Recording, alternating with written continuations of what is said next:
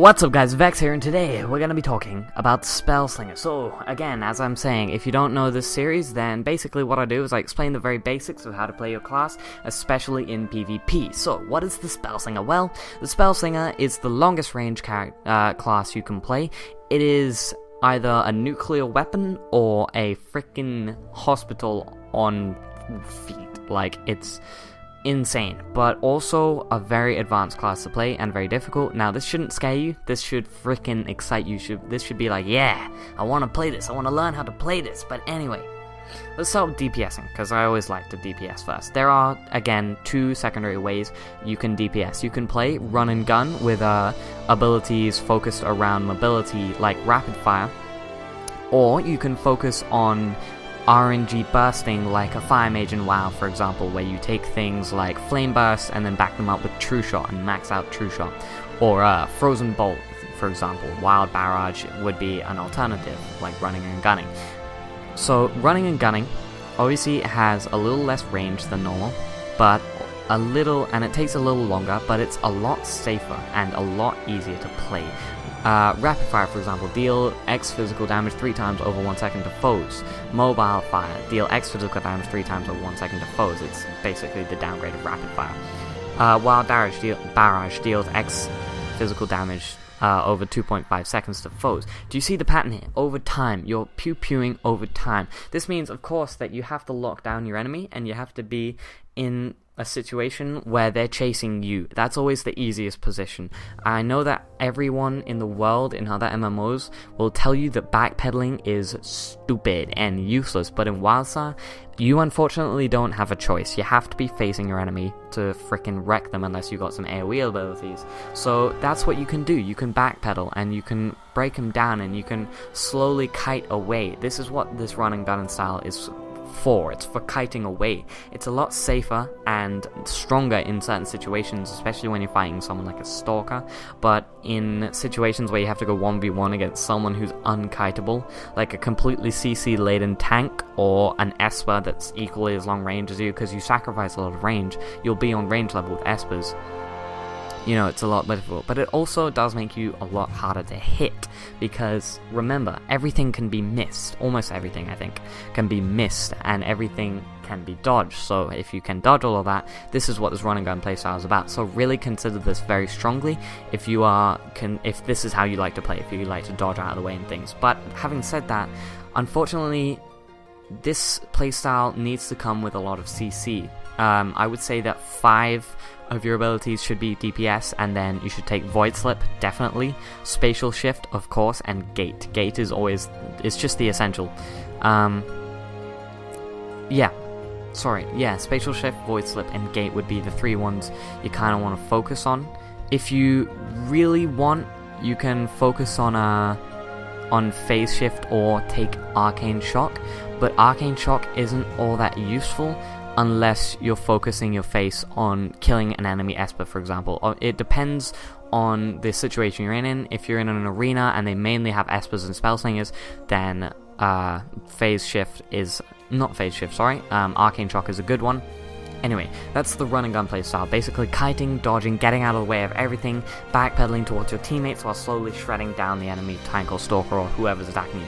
The second playstyle is nuking, nuclear missiles. That's basically what it is. It's the super long range playstyle you get, because Spellslingers have the longest range in the game. They have the most 35 and 40 skills, so you're going to be focusing on things like True Shot or Ignite. True Shot is the execute skill. Not the execute skill, I'm sorry, that's Assassinate. But Assassinate is obviously another one. True Shot, deal X physical damage to foes, pierces 35% armor. Can you imagine how fucking strong that is? 35% armor, that's a huge amount. Fires 3 shots before going on cooldown, each shot fires 50% faster than the last, but there is like a 2-second cast time, and you have to be stationary, so it's very risky, and a 20-second cooldown, so, you know, it's a very strong ability, but also very risky. and it's full of them. You know, Flame Burst. Ability can only be used after a critical hit. This is your RNG. Again, Fire Mage power. You want to be exploding their faces. A basic combination would be, you know, True Shot, Crit, Flame Burst, and then Assassinate.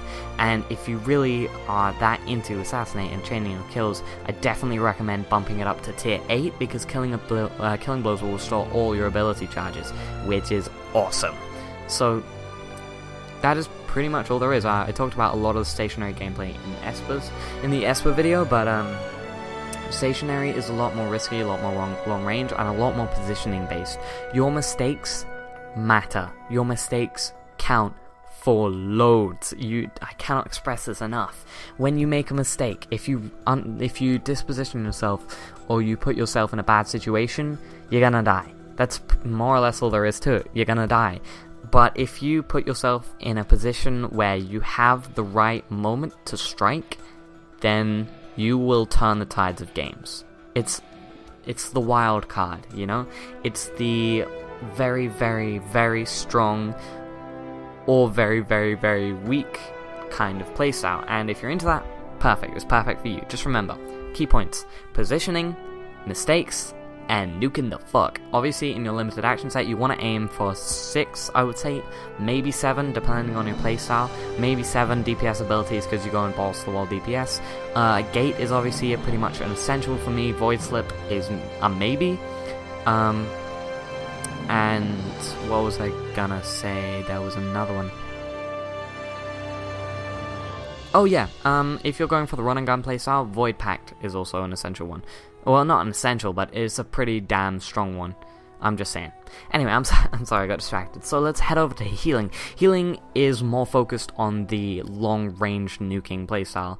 The healers in the Spellslinger form are generally kind of focused around instant heals and buffs. So, for example, Astral Infusion once buffed, the ally cannot be affected by Astral Infusion or Fantile Ensemble Armor again. That's technically a debuff, but then Healing Salve, apply a buff to yourself and the closest allies for 20 seconds. I'm sorry, I got distracted again. Distortion, apply an absorption shield with X health to yourself and allies for 10 seconds. That's also very essential. Runic healing, heal on an ally every 0.5 seconds for 2 seconds. So yeah, instant heals and dots and buffs are the main focus around how the Spellslinger heals.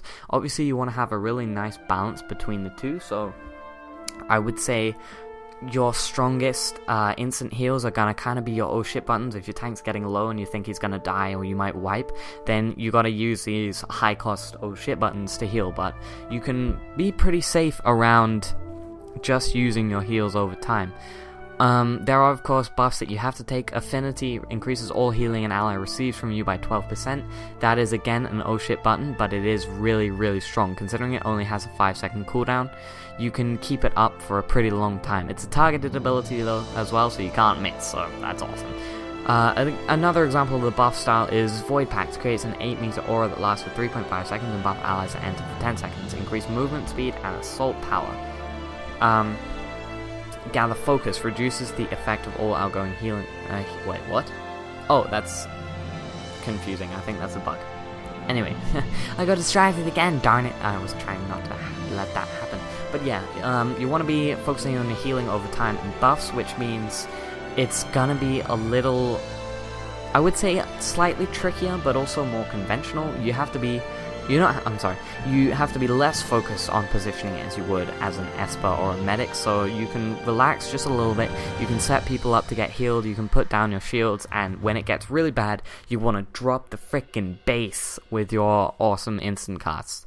This may be not that helpful, but if it was, I hope you enjoyed it, and I'll see you next time. Goodbye.